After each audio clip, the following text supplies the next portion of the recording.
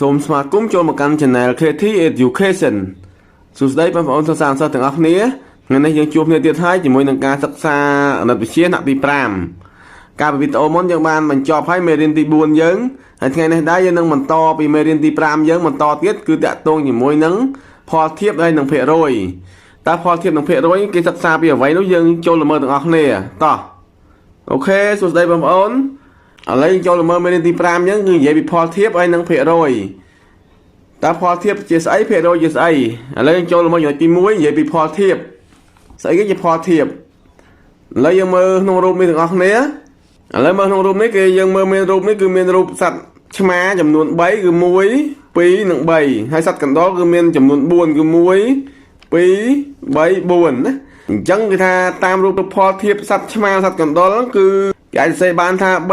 3ភាគ4ណាឬក៏3លើ4អញ្ចឹងជាសរសេរជាប្រភេទបានថាសរសេរបានស្មើនឹង3លើ4 3បានថាជាចំនួនសត្វឆ្មាហើយ4ជាចំនួនសត្វកណ្ដុរអញ្ចឹងបានគេហៅថាជាផលធៀបសត្វឆ្មាណាហើយនឹងសត្វកណ្ដុរនេះអញ្ចឹងសត្វឆ្មាសត្វកណ្ដុរហ្នឹងគឺផលធៀបហ្នឹងទៅគឺឆ្មាមាន3កណ្ដុរមាន4អញ្ចឹងបានសរសេរជាប្រភេទបាន3លើ4ឬក៏សរសេរម្យ៉ាងទៀតគេសរសេរ3ហើយចុច2 4ណាបានន័យថា3ធៀបនឹង4ណាបានថាឆ្មា3ធៀបជាមួយនឹងកណ្ដុរ4អញ្ចឹងគឺគេសរសេរចឹងបានអញ្ចឹងរបៀបសរសេរផលធៀបគឺសរសេរបាន2គឺអាចសរសេរជាប្រភេទឬក៏សរសេរជាលក្ខណៈចុច2ចេះណាបានថាសរសេរជា3លើ4អញ្ចឹងឬក៏សរសេរ3.24ចេះគេអានថា3ធៀបនឹង4ណាគេអាចសរសេរចឹងបានអញ្ចឹងលក្ខណៈចឹងហៅថាផលធៀបណាអញ្ចឹងនិយាយផលធៀបគឺចង់និយាយទៅលើការប្រៀបធៀបទៅលើបរិមាណនៃចំនួន2ផ្សេងគ្នាណាអញ្ចឹងបងប្អូនយល់បានទេពីការប្រៀបធៀបសត្វឆ្មាសត្វកណ្ដុរហ្នឹងបាទគឺយើងរាប់ចំនួនសត្វឆ្មាប្រមាណហើយសត្វកណ្ដុរប្រមាណគឺយើងប្រៀបធៀបគ្នាតាមលក្ខណៈជាប្រភេទឬក៏តាមលក្ខណៈជាប្រើលក្ខណៈចុច2នេះណាឥឡូវចូលមើលឧទាហរណ៍បន្តមកទៀតឥឡូវយើងមើលរូបនេះគឺគេមានរូបផ្លែស្វាយនិងផ្លែចេកណាអញ្ចឹងផ្លែស្វាយយើងមើលរាប់មើលមានប្រមាណផ្លែស្វាយគឺ1 2 3 4 5ណាដល់ផ្លែចេកគឺមាន1 2 3 4 5 6 7អញ្ចឹងផ្លែចេកមាន7ផ្លែស្វាយមាន5អញ្ចឹងបានគេសរសេរថាតាមរូបផលធៀបផ្លែស្វាយនិងផ្លែចេកណាផ្លែស្វាយបាននិយាយមុនគឺផ្លែចេកនិយាយក្រោយអញ្ចឹងបានថាផ្លែស្វាយគេដាក់មុនណាអញ្ចឹងផលធៀបផ្លែស្វាយផ្លែចេកគឺ5លើ7ណាផលផ្លែស្វាយយើងរាប់មិញឃើញ5ផ្លែចេកបាន7អញ្ចឹងគេសរសេរ5ភាគ7ឬក៏សេ5.27ចឹងគេអានថា5ធៀប7ណាអញ្ចឹងយើងមើលគេសេថាដាក់5លើ7ចឹងឬក៏5.27អានថា5ធៀបនឹង7ណាបានថាជាផលធៀបអញ្ចឹងធម្មតាប្រភេទហ្នឹងគឺជាផលធៀបណាអញ្ចឹងសេ5លើ7ចឹងឬក៏5.27ចឹងអានថា5ធៀបនឹង7ណាអញ្ចឹងបានថាគឺជាការប្រៀបធៀបនៅចំនួន2ផ្សេងគ្នាគឺចំនួនស្វាយនិងចំនួនផ្លែចេកណាមិនដែរបងប្អូនយល់បានទេអូខេឥឡូវយើងបន្តទៅរូបមួយទៀតយើងមើលទាំងអស់គ្នាអញ្ចឹងយើងមើលរូបនេះគឺនិយាយពីចំនួនសិស្សវិញណាអញ្ចឹងសិស្សនេះគឺយើងមើលមាន2ក្រុមគឺនេះគឺចំនួនសិស្សប្រុសហើយនេះគឺចំនួនសិស្សស្រីអញ្ចឹងសិស្សប្រុសយើងរាប់ទៅឃើញ17នាក់ណាហើយសិស្សស្រីរាប់ទៅឃើញ14នាក់អញ្ចឹងគេអាចសេផលធៀបបានណាគេថាតាមរូបផលធៀបសិស្សស្រីនិងសិស្សប្រុសគឺណាអញ្ចឹងគឺសិស្សស្រីគឺ14នាក់សិស្សប្រុស17នាក់អញ្ចឹងគឺសេ14ធៀបនឹង17ឬហៅថា14ភាគ17ក៏បានដែរណាឬក៏សេថា14ណា14នេះចុច2 17អញ្ចឹងគឺថា14ភាគធៀប17ហ្នឹងថាចំនួនសិស្សស្រីនិងសិស្សប្រុសហ្នឹងគឺធៀបគ្នាទៅគឺស្មើ14នាក់ធៀបជាមួយ17នាក់ណាអញ្ចឹងគេសេថា14លើ7ឬទៅសេ14.2 17ហ្នឹងគឺអានថា14ធៀបនឹង17ណានេះគឺរបៀបសរសេរគឺសរសេរអញ្ចឹងអូខេមិនដែរបងប្អូនយល់បានទេពីការសរសេរផលធៀបទៅលើចំនួន2ផ្សេងគ្នាហ្នឹងអញ្ចឹងយើងអាចធ្វើសេចក្តីសន្និដ្ឋានមួយបានថាផលធៀបគឺជាការប្រៀបធៀបរវាងបរិមាណ2ណាបានថាបរិមាណ2ផ្សេងគ្នាអញ្ចឹងបរិមាណនោះស្អីគេបាទបរិមាណគឺជាចំនួនណាយើងអាចជាចំនួនមនុស្សចំនួនសត្វឬក៏ចំនួនវត្ថុឬក៏ផ្លែឈើផ្សេងហ្នឹងគេហៅថាបរិមាណហ្នឹងហើយណាអញ្ចឹងបានថាផលធៀបហ្នឹងគឺជាការប្រៀបធៀបរវាងបរិមាណ2ណារវាងបរិមាណ2ហើយចំណុចមួយទៀតគេនិយាយថាផលធៀបអាចសរសេរបាន2ទម្រង់ណាគឺជាទម្រង់ចុច2និងជាទម្រង់ប្រភេទណាយើងអាចសរសេរជាទម្រង់ចុច2ក៏បានជាទម្រង់ជាប្រភេទក៏បានយើងអាចសរសេរ2គឺមួយណាក៏បានដែរណា mình đã bằng vô ban ấy vìរបៀប để xây phó thiệp nắng chẳng làm bay ở vô cái này chỉ bác dân cho là mơ làm hạt tầng ngọc này à ta ok là dân mơ làm hạt tầng ngọc này làm hạt cái tha muối cho dòng cây rúp rồi slide nó sầm nụ hàng cào đó dân giỏi mơ rúp hết slide sầm nụ hàng cào chẳng là dân mơ nụ co tha phó thiệp rồi viên sạch co với nó sạch cô smile màn á chẳng như mơ phó thiệp sạch co với sạch cô chẳng là mày chơi bán lúc ra dân thôi cà rốt chấm nuôn sạch co với sạch cô trong sân màu ok lấy dân thôi cà rốt ngọc này mà lấy dân mới sạch co với miền màn nói như mơ rọt món người muối pí cứ miền tập pi đang tiền á chẳng thiệp chỉ muối kê thiệp chỉ muối nắng sạch cô lấy dân rọt sạch cô đó cứ sạch cô miền màn cứ muối này pí này bay nữa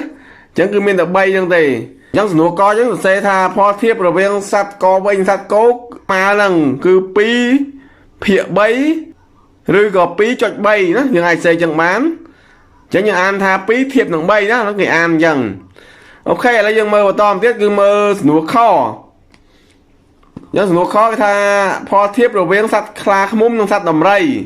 là dân mơ rọp của ngọc này máu sắt khla mum má sắt đầm ray màn chẳng đi sắt khla mum nó chỉ mơ muối pí bảy buồn á những bạn buồn á những sạch lạc mông miền buồn chẳng nhưng mà do tiết cứ sạch đầm ray đó sạch đầm ray miền má như đó máu muối pí bảy buồn pram á chẳng sạch đầm ray miền pram sạch lạc mông miền buồn chẳng nhưng ai sẽ phó thiệp bài này phó thiệp rồi viên sạch lạc mông sạch đầm ray cứ mà sẽ buồn thiệp nông pram rồi hay thà buồn lơ pram nắng rồi buồn cho pí pram nông xe chẳng của bạn này nè chẳng nhưng xe bạn buồn thiệp nông pram đấy cứ gì phó thiệp rồi biến sạch sạch muốn sạch đầm ray ok lấy dân mà to mà thế cứ cho sửa cô chẳng như mới sửa cô kéo dân rồi phó thiệp rồi biến sạch táo nông chú ok lấy dân rọp máu sạch táo mán mà cắt táo cứ miền muối pí chẳng sạch táo mình là pi đấy hay phải tóm như rọp sạch chuột nữa chẳng sạch chuột mình má như rọp máu cứ muối pí bảy buồn pram của muối nữa chẳng sạch chuột mình đó của muối chẳng những anh sẽ phó thiệp ba này nữa chẳng sử dụng cô chẳng sẽ tha phó thiệp rồi biến sạch tao đồng chuột cứ pí lơ của muối rồi có pí cho của muối những anh tha pí thiệp của muối nữa mình đây mà muốn vô bán đấy phải biết xe phó thiệp nắng ok lấy cho mà to cái gì nó khô phó thiệp rồi biến sạch món sạch chạp nữa sạch món sạch chạp ok lấy cho rọp ngon này nó sạch món mà cái này nó muối pí bảy chắc sạch món cái miền bay đó lấy cho thôi cà rọp sạch chạp nó nhớ sạch chạp nè là cứ ní muối pí bảy bốn pram nhớ sạch chạp cái miền pram đó chẳng nụ khô chẳng sẽ phó thiệp ba đấy cứ phó thiệp để biến sạch mòn sạch cháp cứ bấy thiệp nâng pram nhưng sẽ thả bay lờ pram rồi cứ bấy chạch pí pram dần màu nè ok là nhưng mà to nụ trong cái cứ nụ ngô phó thiệp để biến sạch chân pí sạch chân buồn á nhưng sạch chân pí miền mà mán nhưng rồi mới mà sạch chân pí cứ dễ bị sạch chân pí không có mấy miền này cái miền món này nắng hay nâng sạch chạp đó nhưng như rồi mà cứ miền muối pí bảy bốn pram pram muối pram pí pram bay nhân ư sạch chân pí cứ miền pram bay đó lấy như đó sạch chân buôn mà lon sạch chân buôn cứ miền muối pí bảy bốn pram pram muối pram pí pram bay pram bốn đọc muối đọc pí đọc bay đọc buôn đọc pram muối đọc pram pí đọc pram bay đọc buôn đọc phây muối phây pí nhân khơi mà phây pí đó ok lấy dân hai xe ba ấy nụ ngồi vẫn cứ phó thiệp rồi viên sạch chân pi sạch chân buôn cứ làm bấy thiệp năng một phây pi nhá nhưng xe thay bằng bấy phệ một phây pi vẫn rồi có bằng bấy chết một phây pi ok dân đi chậm lại bắt làm hạt tim môi dân nó mà ớn dân vô ba đấy vì việc xe phó thiệp nắng lấy dân mà to tới mùi thế cứ làm hạt tim pi ok lấy dân mới làm hạt tim pi thì ta chỗ tòa xe pe án phó thiệp hàng cào chẳng cứ dừng mới cái miền buôn cái miền có khó cô là khổ ឥឡូវយើងមកចំណុចកគឺមានលេខ 16.231 អញ្ចឹងយើងអានថាម៉េចអាហ្នឹងបាទគឺអានថា 16 ធៀបនឹង 31 ណានេះគឺជារបៀបអានគេអានអញ្ចឹងឥឡូវយើងមើលចំណុចខចំណុចខគេដាក់ 13.216 អញ្ចឹងយើងអានថាម៉េចអាហ្នឹងបងប្អូនបាទគឺអានថា 13 ធៀបនឹង 16 ណាអញ្ចឹងនេះគឺជារបៀបអានផលធៀបណាអូខេឥឡូវយើងបន្តចំណុចមួយទៀតចំណុចគចំណុចគគេសេ45 លើ 75 អញ្ចឹងយើងអានថាម៉េចអាហ្នឹងផលធៀបហ្នឹងបាទគេអានថា45 ធៀបនឹង 75 អញ្ចឹងគឺមានអីពិបាកទេបងប្អូនណាយើងមើលមកគឺអានដូចគ្នាទៅសេជាផលធៀបប្រភេទក៏អានអញ្ចឹងទៅសេជាផលធៀបចុច2ក៏អានអញ្ចឹងដែរអូខេឥឡូវមកចំណុចចុងក្រោយមួយទៀតគឺ85 លើ 34 អញ្ចឹងយើងអានថាម៉េចបាទគឺអានថា85 ធៀបនឹង 34 ណាអញ្ចឹងនេះគឺជារបៀបអានរបស់ផលធៀបយើងអូខេឥឡូវយើងតទៅលំហាត់បន្តមកទៀតគឺលំហាត់លេខ 3 អញ្ចឹងលំហាត់លេខ 3 មាន 2 គឺមានកនិងខឥឡូវយើងមកចំណុចកគេថាគេមានសត្វមាន់10ក្បាលនិងទា15ក្បាលហើយគេសួរថាតើផលធៀបរវាងមាន់និងទាស្មើប៉ុន្មានអញ្ចឹងស្មើប៉ុន្មានបងប្អូនផលធៀបរវាងសត្វមាន់សត្វទាបាទអញ្ចឹងសំណួរកយើងអាចសរសេរបានថាផលធៀបរវាងសត្វមាន់និងសត្វទាគឺយើងសរសេរថា10 លើ 15 ឬក៏ 10.2 15 ណាគឺបានថា10 ធៀបនឹង 15 ណាគឺ10 លើ 15 ឬក៏ 10.2 15 ហ្នឹងយើងអានថា10 ធៀបនឹង 15 បានថាសត្វមាន់នឹង 10 ក្បាលទានឹង 15 ក្បាលអញ្ចឹងយើងសរសេរបានអញ្ចឹងណាអូខេមិនដែរបងប្អូនយល់បានទេពីរបៀបសរសេរផលធៀបហ្នឹងឥឡូវយើងមើលដល់ចុងក្រោយគឺថានៅក្នុងគ្រួសារមួយមានមនុស្ស8នាក់ក្នុងនោះមានមនុស្សចាស់3នាក់ខណ្ឌថាតើផលធៀបរវាងមនុស្សចាស់និងក្មេងស្មើប៉ុន្មានអូខេឥឡូវយើងមើលចំណុចខទាំងអស់គ្នាគេថាក្នុងគ្រួសារនោះមានមនុស្ស8នាក់ហើយគេថាក្នុងនោះមានមនុស្សចាស់3នាក់គេសួរថាតើផលធៀបរវាងមនុស្សចាស់និងក្មេងនោះស្មើប៉ុន្មានអញ្ចឹងដើម្បីរកផលធៀបរវាងមនុស្សចាស់និងកូនក្មេងបាននោះតើយើងដឹងថាតើមនុស្សចាស់មានប៉ុន្មានកូនក្មេងមានប៉ុន្មានឥឡូវយើងដឹងទៅមនុស្សចាស់បាទមនុស្សចាស់គេដឹងហើយគឺប្រាប់ថា3នាក់យកកូនក្មេង